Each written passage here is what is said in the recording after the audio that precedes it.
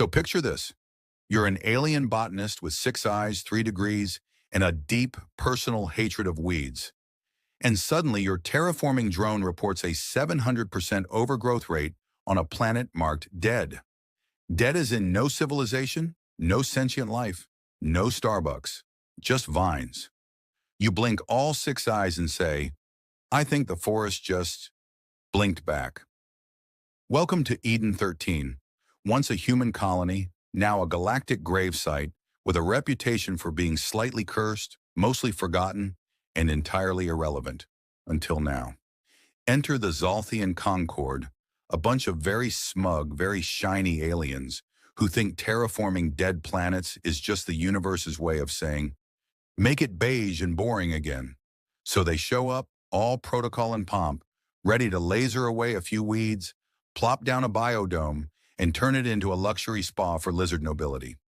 Except, yeah, one tiny issue. There are no ruins. There are no bones. There is, however, an unnaturally dense jungle that glows at night, hums like it's breathing, and may or may not have swallowed a probe for lunch. And then, the forest waves at them. Commander Slith Varel, leader of the Zolthian expedition and proud owner of a titanium ego, steps off the ramp with the confidence of someone who's never lost a fight and never admitted to losing his car keys. Scan it, he barks. No movement, no text signatures, no threat. The scan bot lets out a nervous beep. Minor correction, sir. There's movement everywhere. Commander Varel narrows all 4 of his nostrils. Movement? Of what? The bot processes. Vines, sir. Vines. And, spores. Temperature-sensitive vines. With memory-reactive bioluminescence? Silence. What does that even mean?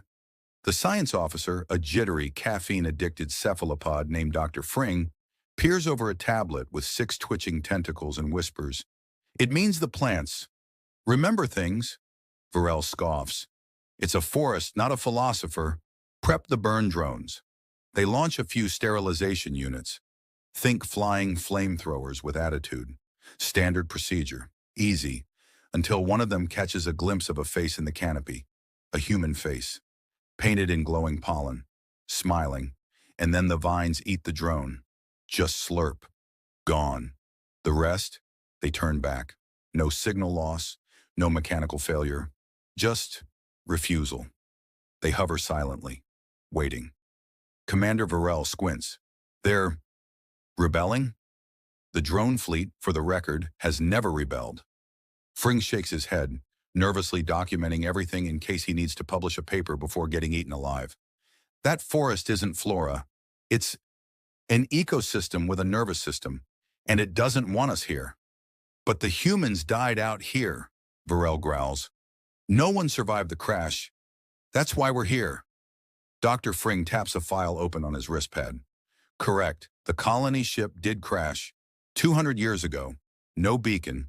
No retrieval. All presumed dead. Then what is that? Varel points at the vines. Fring zooms in on a structure wrapped in moss, half-eaten by time and roots. It was once a human outpost. Now, it's part of the canopy. The forest has absorbed it, and right there, carved into a tree trunk older than any alien on the ship, a symbol, human, primitive, but clear, a handprint. Dr. Fring gulps. That's not a ruin, sir. That's integration. The humans didn't die. They adapted. Silence. Then another beep. A scout drone pings its final transmission. Shaky footage. Infrared. A humanoid figure stepping out of the foliage. 7 feet tall, body streaked with moss and bark, teeth sharpened with obsidian. It tilts its head. The voice is distorted, low, guttural. Go! Away! Then static. Varel watches the feed twice, then a third time. No human should have survived here, he mutters. Fring answers softly. And yet, the forest watches. Hours later, the Concorde's crew hunkers down for emergency assessment. Perimeter drones go missing. Flora invades sealed doors. Heat signatures vanish into root systems. And somewhere in the jungle, a human child with bark-wrapped arms whispers to her mother tree. They're back, aren't they?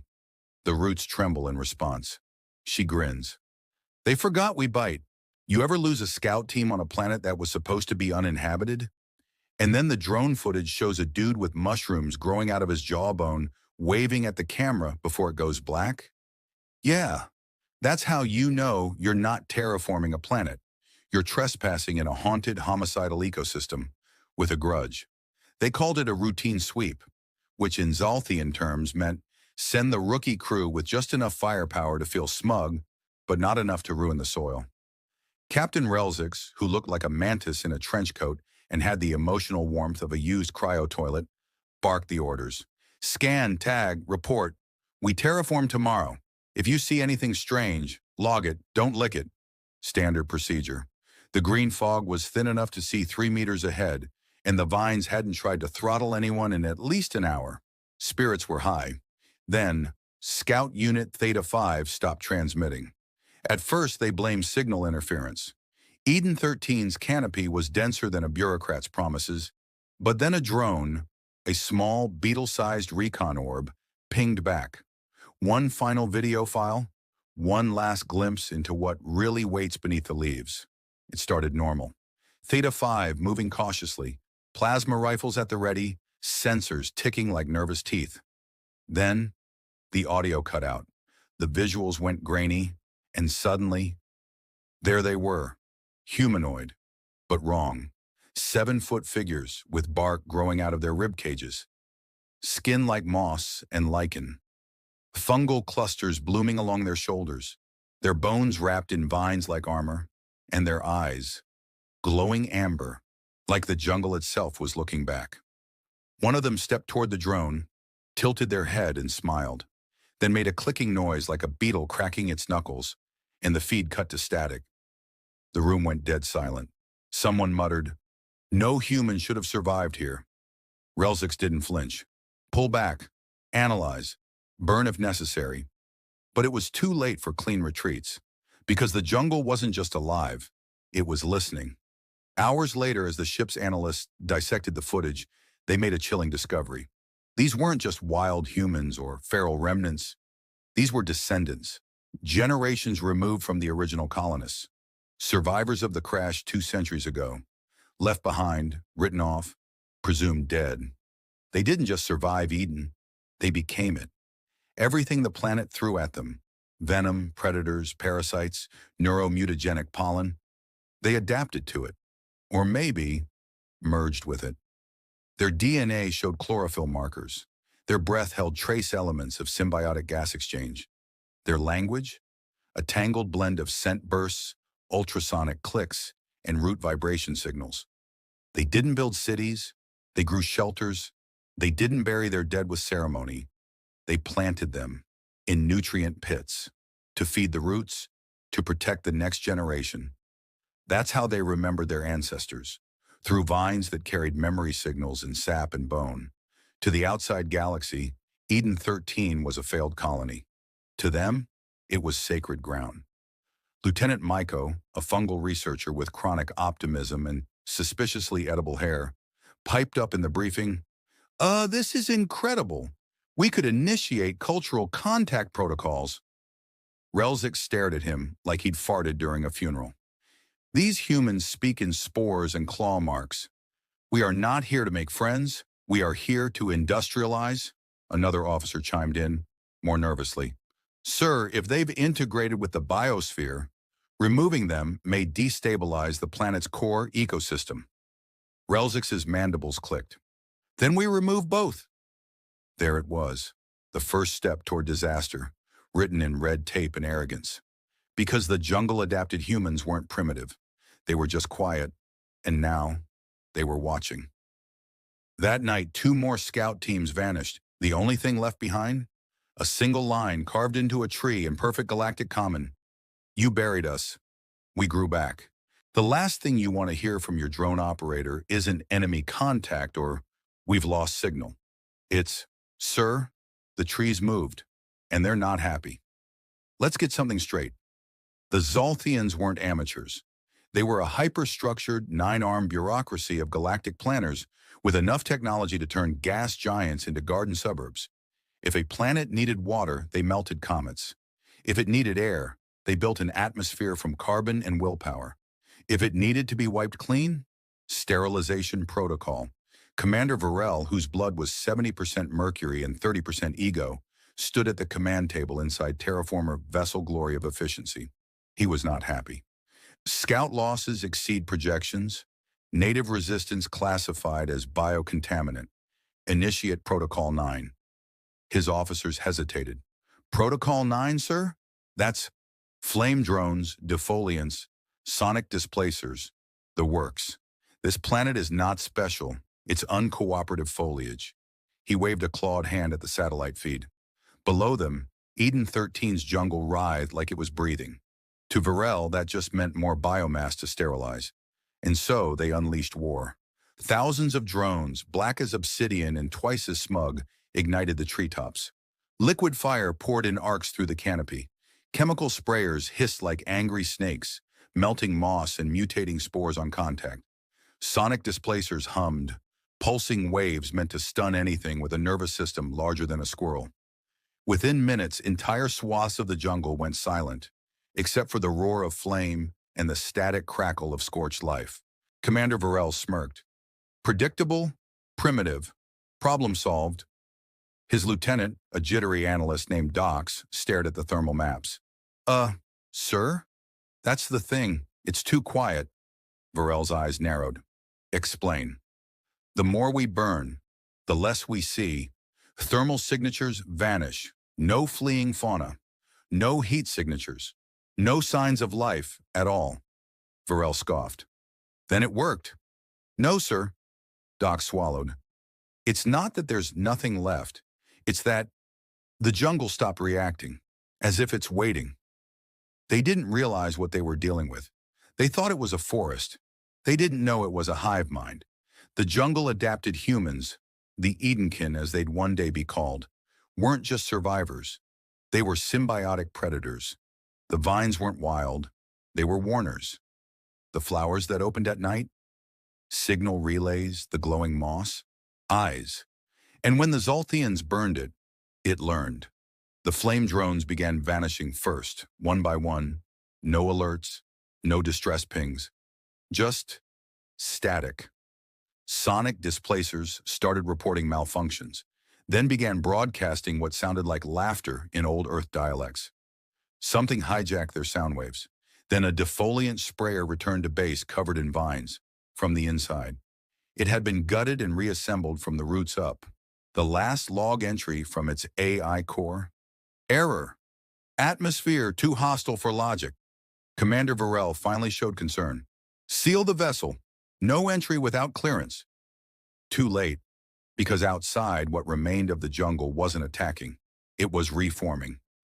Varel watched as one of the fire-cleared zones began growing back, in real time. Vines surged up like angry snakes. Bark armor re-knit itself around shattered trunks. A humanoid figure, tall and impossibly still, stepped from the regrowing wall of green. It held a broken drone in one hand, and in the other, a plasma rifle. Zolthian make. The message came next, not as a transmission, but as a carved phrase scorched into the hull of a sterilization pod that had crash-landed back at base. You fight like machines. We grew teeth. Back on the ship, Dox had started sweating. Sir, if this is coordinated, we're not in a terraforming operation. We're in a war zone. Commander Varel didn't blink. Then we adjust. More drones. More fire. Crush them. But he missed the point. This wasn't war. It was ecosystem vengeance. And it didn't follow protocol. Somewhere beneath the green haze, a child, barefoot with bark armor and beetle earrings, whistled softly. Around him, vines coiled. Roots shifted. Leaves fluttered in unseen signals. The jungle was quiet, but not afraid. It was hunting. There's something uniquely terrifying about watching your pilot get dragged through the roof by vines while he's mid-toast. Like, 1 second he's raising a glass, the next he's gone. And the vines? They left the toast, intact. South night on Eden-13. The Zolthians thought it would be peaceful, mostly because they'd burned half the surrounding jungle into what they proudly called a manageable ash zone. Commander Varel had declared, over a dinner of protein gel and unwarranted confidence, that the terraforming process was now on track. He even raised a toast to low hostility indexes. His pilot, a cocky, four-eyed specialist named Treen, never got to finish his celebratory sip, because that's when the roof peeled open. A dozen vines shot down like snakes with vendettas, wrapped around Treen's limbs, and yanked him up into the canopy so fast he didn't even scream, just vanished. Fork dropped, gel spilled, toast untouched, and somewhere far above, something in the trees whispered, "Shh." What followed wasn't a battle, it was revenge. With pollen, across the outer camp, bioengineered wasps swarmed the pilot stations. Not your average buzz-buzz sting-sting kind. No, these things were the size of soup cans, glowed faintly green, and had teeth. Actual mandible saw blade teeth. One security officer screamed, "Why does it have a face?" Too late. The wasp landed on his visor, sprayed acidic pheromone mist, and let's just say he's now part of the mulch. Inside the barracks, soldiers reached for weapons, only to find their guns had been fused shut with hardened sap. Some began coughing uncontrollably. Turns out the air itself had been seeded with microscopic spores. Harmless if you're a jungle-born hybrid. Less harmless if your lungs evolved in a sterile orbital habitat. By the time alarms blared, half the camp was already compromised. Then the vines got bolder. They didn't just snatch and run anymore. They spoke. Not in words, but in actions. A severed drone head was left in a commander's bed. A laser cannon was dismantled, piece by piece, and rebuilt into a moss-covered shrine to a deer skull. And worst of all, the jungle played music. Wind howled through regrown bark pipes, creating haunting melodies. An old earth tune, slightly twisted. Ring around the rosy. By hour 2, the humans showed up. Not the original colonists, no. Their descendants. The jungle-adapted berserkers. They wore armor made of bark and bone, their bodies smeared with camouflage sap and old war paint made from berry acids and bug shells. Eyes glowed in the dark. Their movement utterly silent until it wasn't. Because when they struck, you knew. Bone knives slashed through armor. Venom-tipped darts paralyzed Zolthians mid-sentence. Some warriors leapt from trees using vines as swing lines, howling in a language made of clicks, snarls, and ancient grief. And one, just one, paused long enough to whisper into a fallen drone's recording mic, "You brought fire to our roots. Now we bring teeth to your steel." Commander Varel tried to rally. "Deploy the Scorch teams. Target the..." Splat. A dart hit his upper shoulder. His whole left side went limp. He blinked. "Am I dying?" Dox, the analyst, scanned the toxin. "Technically, no, sir, but you may wish you were." The jungle appears to have a sense of irony. By dawn, the Zolthians were down 43 personnel, 17 drones, and one prototype weather manipulator, which had been repainted with jungle symbols and filled with butterflies. The survivors huddled in a scorched perimeter, jumpy and confused. One muttered, "Are we being haunted or hunted?" The answer was yes, because in the distance the jungle had regrown its canopy. No broken branches, no scorch marks, just green, unbothered, unbowed, watching. And the worst part? The toast was still on the table, untouched. You ever seen a jungle teach a bedtime story? Because somewhere in the steaming, whispering chaos of Eden-13, a drone, barely functioning, half melted by sap acid, records something no military report can explain. It starts with glow. Not fire, not tech, bioluminescence. Tattoos etched in living spores ripple across human skin like constellations. Arms, faces, even the little ones. They don't use ink. They grow their stories. Every line, a memory. Every pulse, a heartbeat they didn't want to forget. And the weirdest part? They know we're watching. See, the drone's camera gets close. Too close, and no one flinches. A woman with bark-wrapped braids lifts her arm toward it, not to attack, to show it. Spirals of light crawl across her skin. A map, a story, a warning. Meanwhile, the alien camp is in shambles. Burned tech, half-dissolved armor. Silence broken only by the occasional thunk of something large, falling in the dark. Commander Varel is still yelling about retaliation, sterilization, biocontainment. And back in the wreckage of a crashed recon skiff, something unexpected is happening. A Zolthian soldier, blued skin cracked from poison spores, lungs hissing through a cracked respirator, is lying in a shallow pit.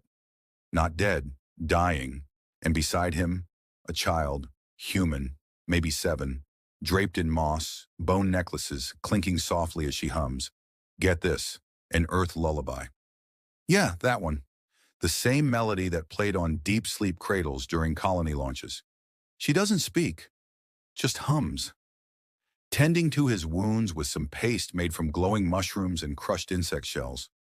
Wipes his forehead with something that looks suspiciously like a leaf, but smells exactly like chamomile. And the soldier? For a second, just a flicker, his translator crackles, and he mutters, "Why?" And the little girl tilts her head, blinking those luminous eyes. Then she whispers in broken Zolthian, "Because you're small now, and small things get help." Cut to a ceremony. It's night. The air is thick with spore light and the scent of blooming carnivorous lilies. Dozens of these jungle humans stand in a spiral around a massive fungal structure, towering, honeycombed, gently pulsing, and inside it, books, paper, ink, earth books, long decayed, but not forgotten. The jungle ate them, sure, but it learned. These are memory mushrooms, bioengineered by desperation and generations of symbiosis, a kind of organic library. One kid presses his hand to a fungal plaque. It shivers, then recites, "Macbeth, Act 1, Scene 5, in a voice that sounds suspiciously like Morgan Freeman if he were part tree. This is what they became. This is what the crash survivors built while the galaxy moved on. Not a city, not a monument, a living culture, built on rot and rain and memories. One elder, his chest crisscrossed with spores that pulse in time with his breath, raises a staff made from an old carbon fiber rifle, now wrapped in vines. He speaks, not in words but scent and sign, but the drone's AI translates one phrase perfectly. We didn't forget Earth. We just grew past needing it. And just like that, the jungle turns. Every head, every eye, looking right at the drone, right at us. The feed cuts to static. Back in orbit, the Zolthian command ship goes real quiet. Nobody wants to be the first to speak. Varel stares at the screen like it just insulted his mother. The crew glances around like, maybe this isn't just another resource rock. Maybe they just poked something ancient, something angry, something with roots. And deep beneath the canopy, in a hollowed-out escape pod now overrun with moss and meaning, a child presses her hand to the warm metal and hums. Not because she misses Earth, but because Earth never really left. And neither did they. Here's a fun question. What happens when people run out of resources, but never run out of each other? The answer: welcome to Eden's version of a cemetery. So, cut to a Zolthian xenobiologist. Looks like a walking jellyfish wearing a lab coat. 8 limbs, 3 brains, all horrified. Her name's Dr. Clitha, and she's not here for war. She's here for science, for understanding, for peace in theory. But mostly she just wants to poke weird stuff with sterile tweezers and write condescending papers about it. And today she's poking a vine that's chewing on what appears to be bone, like human bone. Yep. See, after stumbling into a low grove covered in orchid-colored moss and strange fungal blooms, her team starts scanning. It's a pit, dozens of them. Shallow, lush, with nitrogen-rich soil and trace elements of, wait, collagen? One assistant chimes in. Dr. Clitha? These aren't just graves. They're gardens. Turns out when you've crash-landed on a death world and there's no tech left but trauma and tree sap, you get creative. The first settlers buried their dead with care and intent. Bodies became compost. Bones became nutrient caches. They seeded the jungle not with crops, but with their kin. Some trees here, grown from femurs, some vines, fed by spinal marrow. You think that sounds creepy? The jungle humans call it returning to the root. It's not morbid, it's sacred. They say the forest remembers who fed it, and if it remembers you, it protects you from everything else. Because those vines that lashed out like whips 2 scenes ago, they grow strongest from warrior graves. The dart frogs that spit paralyzing venom, bred in pools rich with ancestor enzymes. Their weapons, bone knives, tooth blades, armor, grow from the fallen, and they improve with each generation. Dr. Clitha, still trembling slightly, mutters into her recorder, "Dead feed the soil. Soil feeds the weapons." And then, with a long sigh that sounds like someone trying to exhale pure existential dread, she adds, "It's horrifying and brilliant. And oh, it gets weirder." Deeper into the jungle, a team of Zolthian scouts stumbles upon what looks like a shrine, half shipwreck, half altar, with vines draped in vertebrae like prayer beads. A tree trunk grows right through the rib cage of a long-dead colonist, flowers blooming from their skull. And the bark? When scanned, it carries memories. Seriously, they've bioengineered their dead into data storage. You touch the bark and you feel pain, joy, rage, lullabies. It's like hugging a tree and having a full-blown childhood flashback that isn't yours. Commander Varel sees the footage. He does not react well. "What kind of savages do this?" he growls. The comms officer clears his throat and, without looking up, mumbles, Apparently, the kind that wins wars with plants and nightmares, sir." And now paranoia is setting in. The aliens begin to question every vine, every flower, every oddly aggressive butterfly. Because here on Eden-13, the forest isn't just alive, it's armed. Worse, it's informed. And at the edge of a root-covered canyon, Dr. Clitha gently places her tentacle on a bark-covered memorial stone, eyes wide. And the translation crystal on her collar buzzes. The bones of Eden still stand, in every root, every fang. Suddenly, she looks a little less horrified, and a lot more terrified.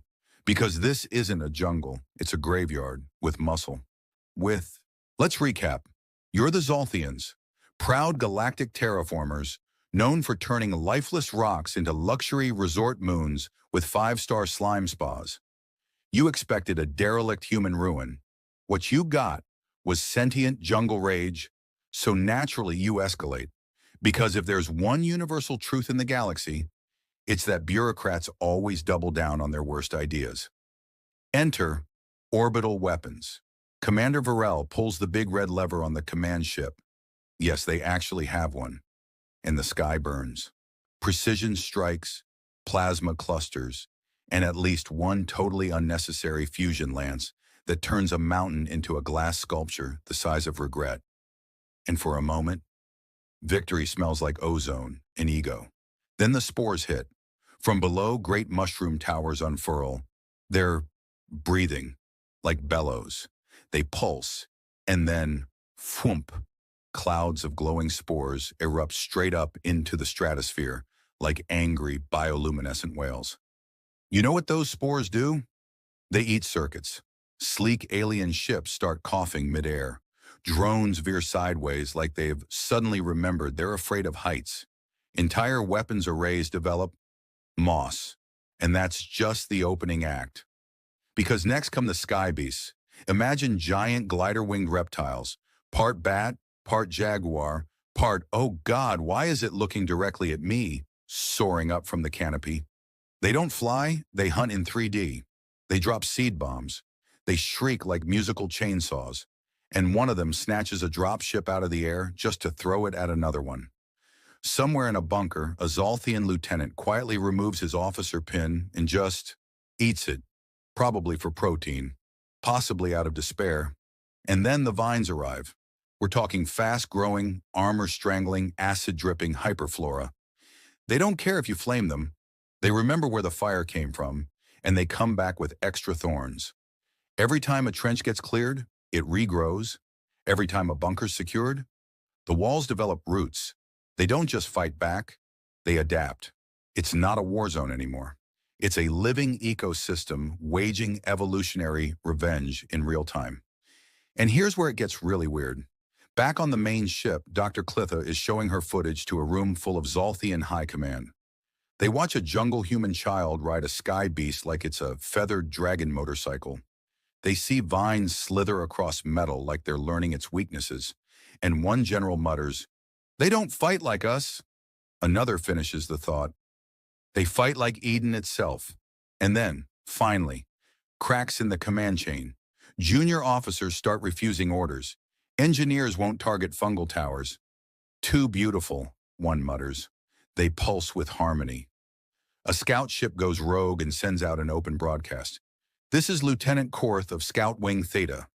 We came here to fix a dead world. Turns out it's more alive than we are. I'm not burning this place. I'm learning from it." Rebellion brews. Not with weapons, but with doubt. And Commander Varel, he loses it. "All units, initiate cleanse protocol Gamma." His aide blinks. "Sir, that's a planet killer." "Then maybe the planet shouldn't have tried to eat my dreadnought." Meanwhile, on Eden, the humans don't celebrate. They listen. The jungle rustles like it's laughing. Not loud, just enough to say, "You burn, we grow, try again." And somewhere, deep in the canopy, a grandmother warrior with teeth filed to points looks at the stars through leaves, spits out a root, and grins. "You want to scorch the roots?" she whispers. "Better bring more sky." You ever hear a tree speak? No, not metaphorically. Not listen to the wisdom of the forest nonsense. I mean literally. A gnarled, bark-covered being the size of a war mech, oozing sweet-smelling pheromones, while half-whispering in a language built from leaf rustles and vocal cords long since fused with root.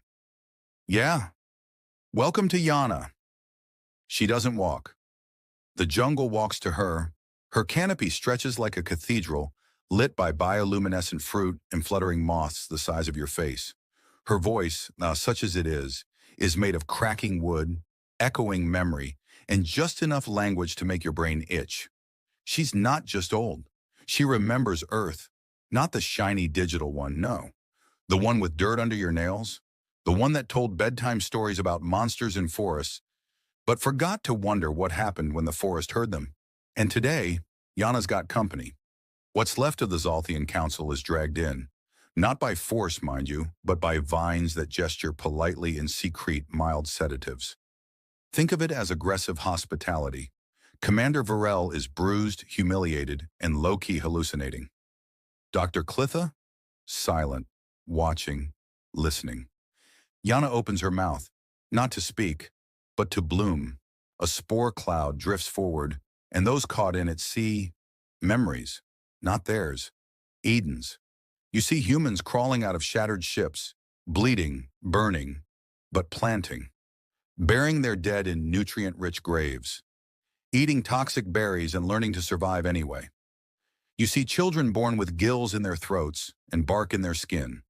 You see the jungle make room for humanity, not by erasing them, but adopting them. You see transformation, not conquest. And then, her voice, croaky, creaky, a mixture of scent, gesture, and gravelly half-language. "Leave or become." Varel tries to bluster. He steps forward. "We are the Concord. You cannot threaten us." Yana doesn't flinch, doesn't move, just murmurs. "You think us feral. We think you hollow."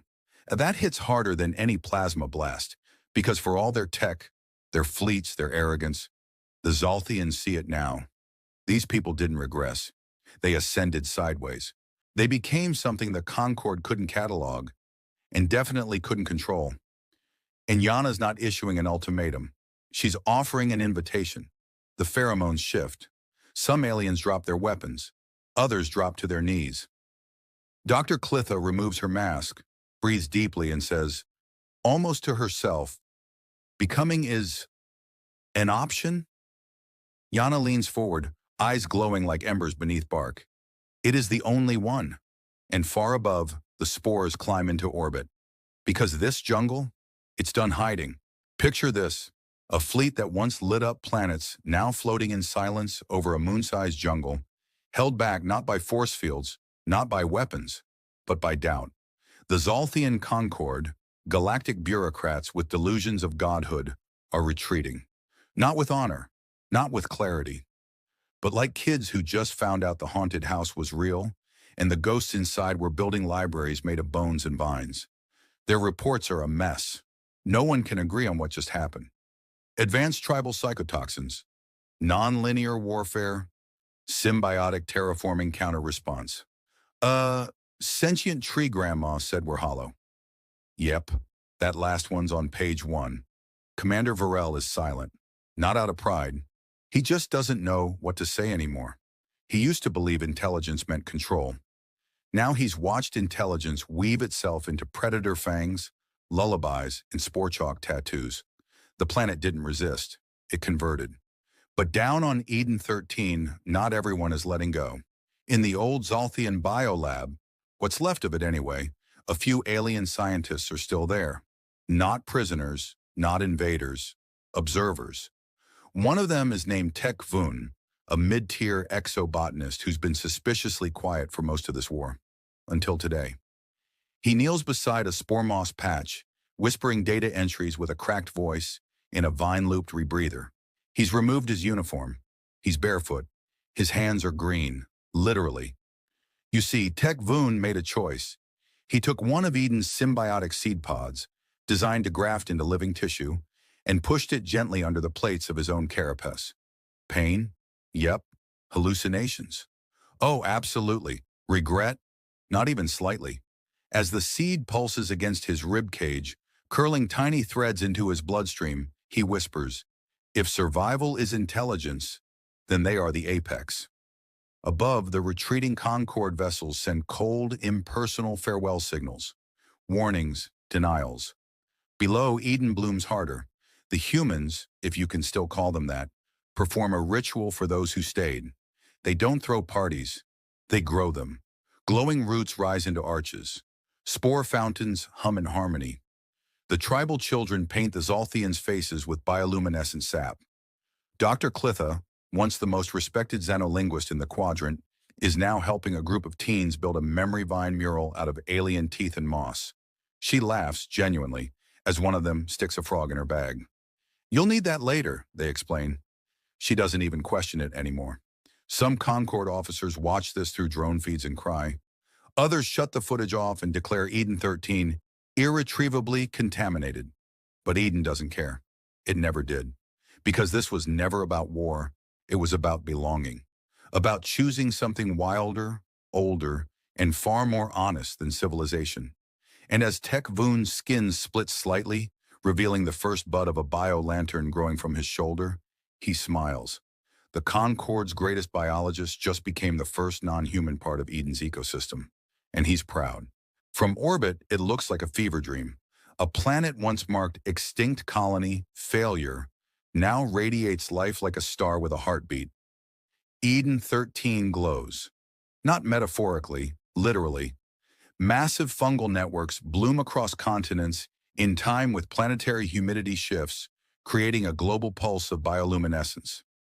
Satellites, what's left of them, record rhythmic flashes like Morse code written by the Earth itself. Except it's not Earth, it's something new.